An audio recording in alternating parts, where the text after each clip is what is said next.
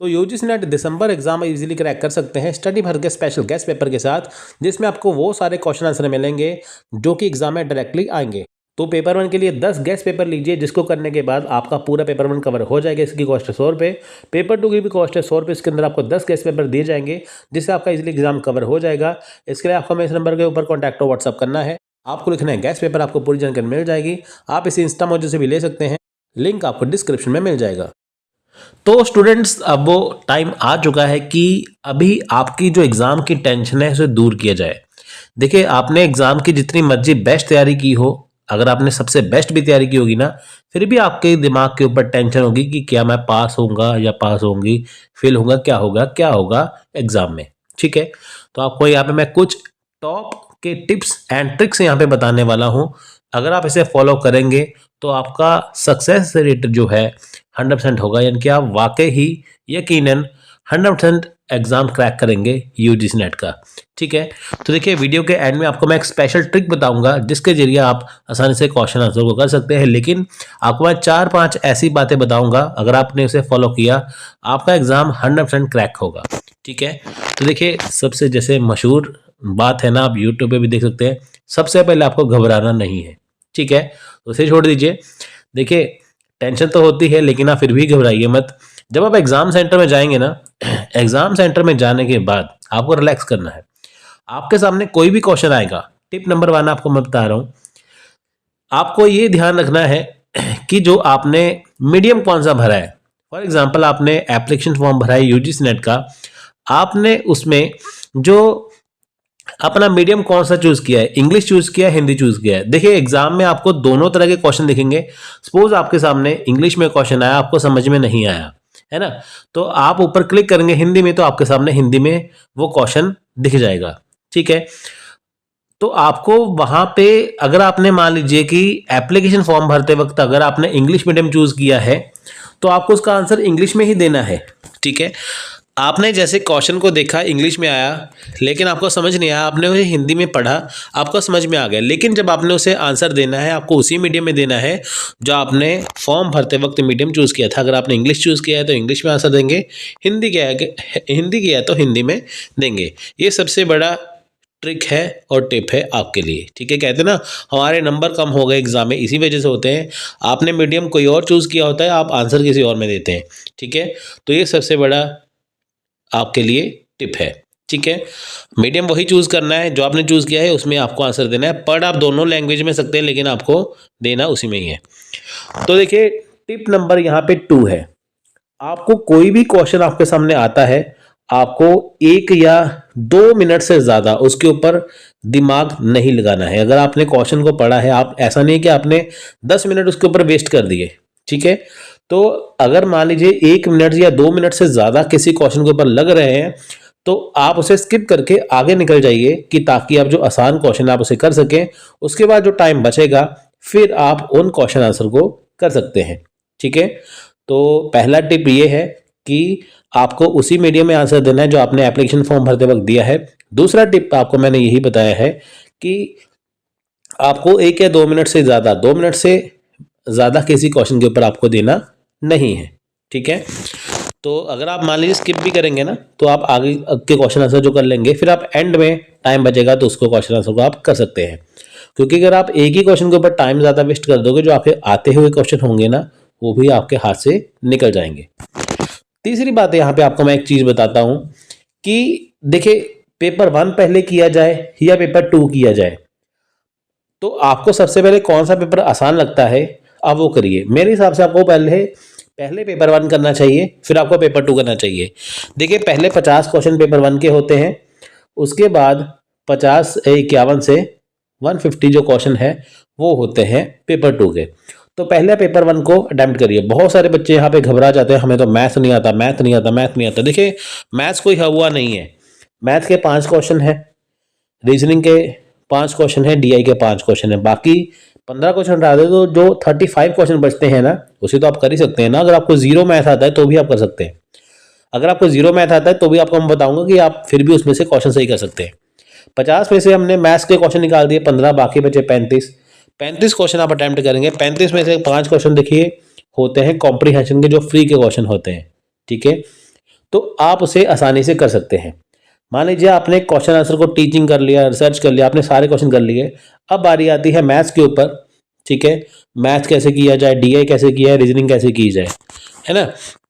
तो आप उसे स्किप कर सकते हैं अभी के लिए। ठीक है, वीडियो के एंड में आपको मैं ट्रिक बताऊंगा ना, उसके जरिए फिर आप कर सकते हैं। तो चौथा यहाँ पे आपके पास टॉप ट्रिक या टिप्स ये है कि मान लीजिए आपके पास कंप्यूटर स्क्रीन के ऊपर क्वेश्चन जो आपको दिखाई देता है ना, तो आप उसे जल्दबाजी में, ऐसा नहीं है कि आप जल्दबाजी में उसका आंसर दे रहे हैं, आपको उसका जो आंसर पढ़ना है वो आपको धीरे से, आपको सारे ऑप्शन यहाँ पे सिलेक्ट करने हैं। आपको देखना है कि हाँ आपका किस में से क्वेश्चन का जो आंसर आपका करेक्ट बन रहा है। ठीक है, मोस्ट रेलेवेंट जो आपको लगता है ना, आपको उसी के ऊपर क्लिक करना है। अगर आपको लगता है कि हाँ ये नहीं है तो आप उसे करेक्ट मत करिए, लगता है कि हाँ ये सही है, उसको सही कर सकते हैं। दूसरी बात यहाँ पे ये है, देखिए कि जो कॉम्प्रीहेंजन होता है ना, उसमें सबसे पहले आपको पैराग्राफ पढ़ना है या क्वेश्चन आंसर पढ़ना है। देखिए आप पैरा को सरसरी तौर पे पढ़िए, जस्ट आपने रीड किया, आपको उसका मेन आइडिया पता चल गया, आप डायरेक्ट क्वेश्चन पे चले जाइए। क्वेश्चन में क्या पूछा गया है, ठीक है, आप वो देखिए। क्वेश्चन में जो पूछा गया है ना, तो आप उसको पैराग्राफ में ढूंढिए। कई बार क्या होता है कि जो पहले क्वेश्चन का आंसर होता है कॉम्प्रीहेंजन का, वो पहले की पैराग्राफ की 2 लाइन में होता है या एंड की में होता है। ठीक है, ये होता है। सबसे ये है कि क्वेश्चन है कि उसमें सेंट्रल आइडिया आता है कि थीम क्या है, आपको थीम पकड़नी है, पैराग्राफ की थीम क्या है। अगर आपने वो कर लिया, आपके क्वेश्चन आंसर सही हो जाएंगे।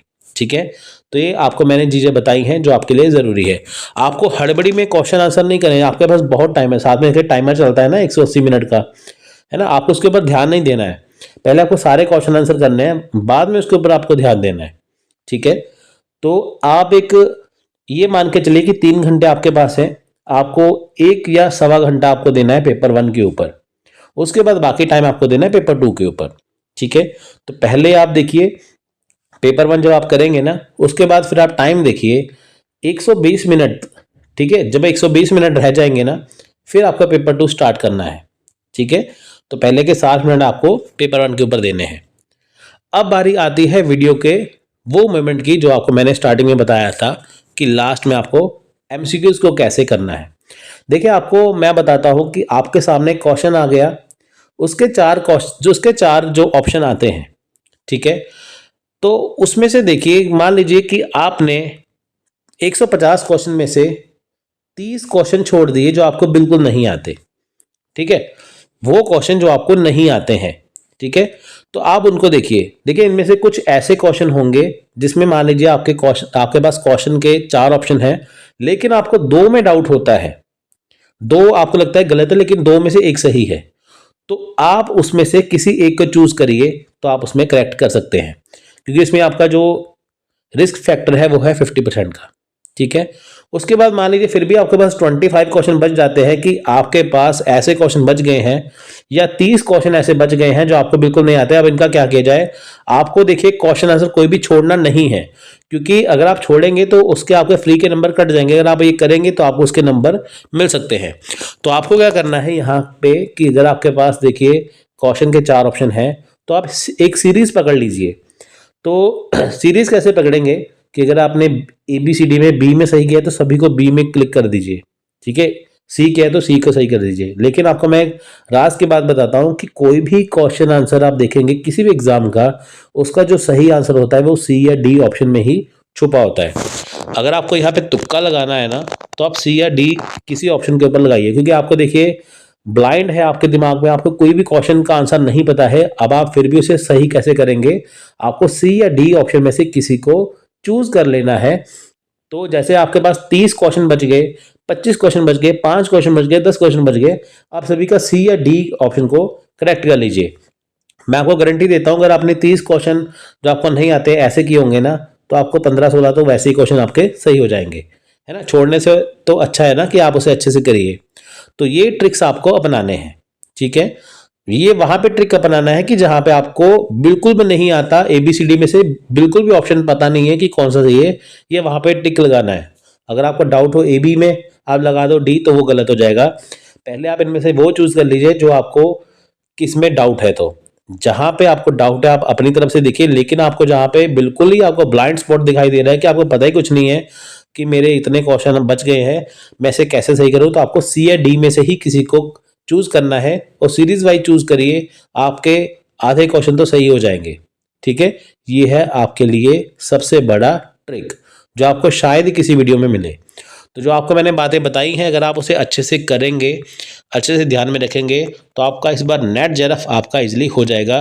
देखिए, आपको अपना एग्ज़ाम ही क्रैक करना है, आपको उसके अलावा कुछ नहीं करना। आप या आप ये मत सोचिए कि उसने तो यार 5 बार एग्ज़ाम दे दिया, उसका तो क्रैक ही नहीं हुआ, है ना?